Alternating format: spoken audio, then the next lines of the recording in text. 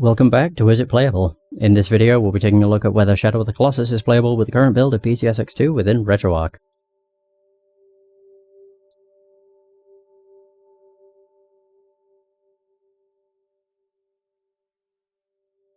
I think Shadow of the Colossus has one of the fastest load times, surprisingly. And I don't think the load time has anything to do with the size of the game, because like Champions of Noreth loaded pretty fast, considering that is a 7 gig game in CHD format. If it was an ISO, it would be like 8 point something gig. It's a very big game. Oof.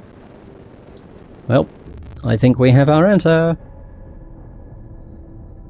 Now this is a game that falls in the same camp as Champions of Noreth, where the game is technically playable, but it's not a pleasant experience.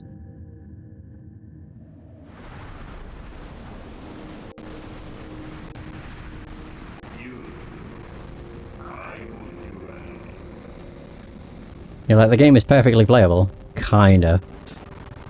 It's perfectly playable at points. Okay. But a lot of the times it's just not.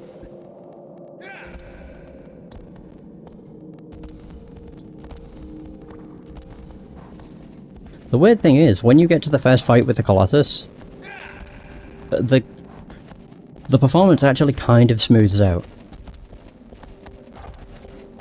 And gets to be quite a bit better.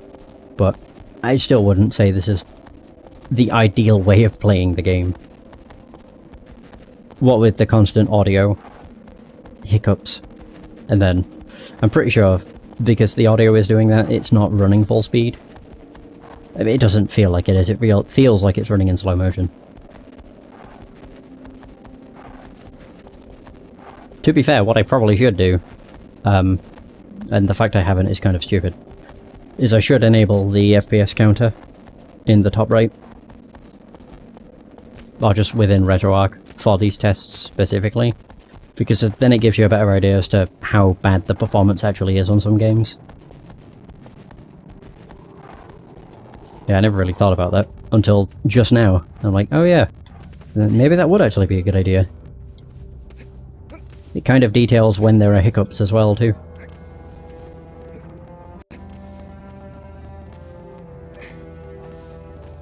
But and my initial idea, or my idea for the test, is to beat the first Colossus, but it all depends on how it goes. So I might not get that lucky.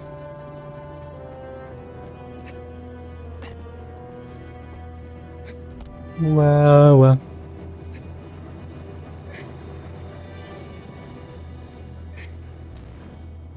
But it doesn't seem like the FPS dips when you're looking a certain direction, it just kind of dips when it feels like it.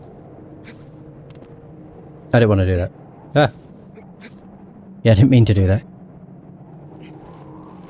I know there's a button you can press that makes you move slightly quicker when climbing, but I can't remember what it is.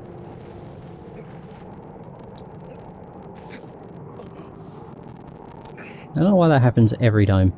It's very weird.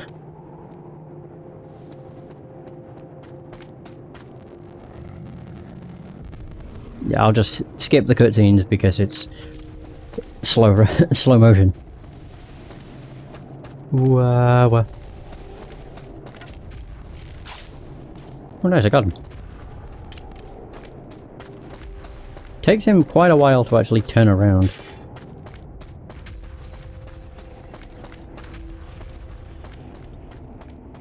Boo-doo-doo-doo-doo.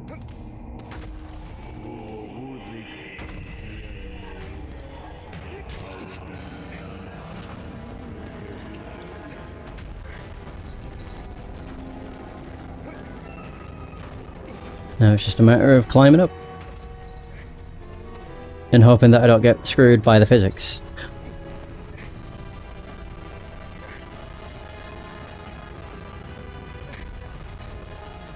There we go.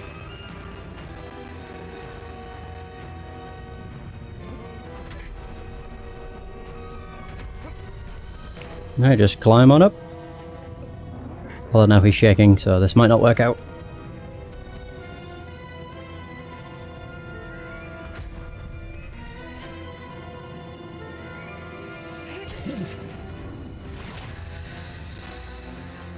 Now this might be it.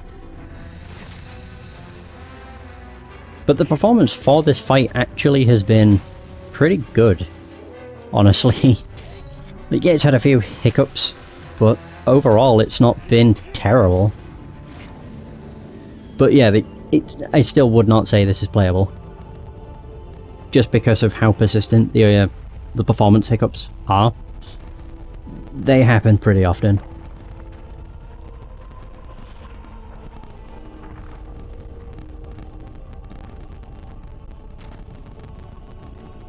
Which is a shame, but the joys of emulation is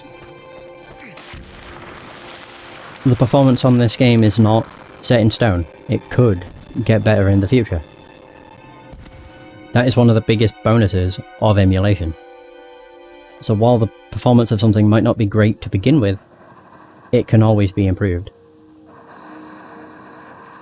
You know, until emulation for that specific system ceases existence.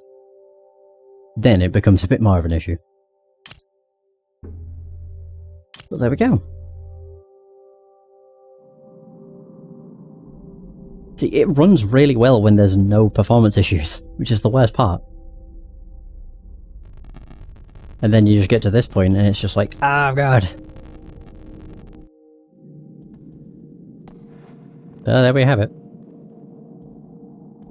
But I would sadly have to say that Shadow of the Colossus is currently not playable. Fingers crossed for the future. But with that, that's going to be the end of this video. Thank you so much for watching, I hope you have enjoyed. If you did, please like as it helps out the channel, subscribe for more content, leave suggestions for games you want to see tested, and until next time, take care.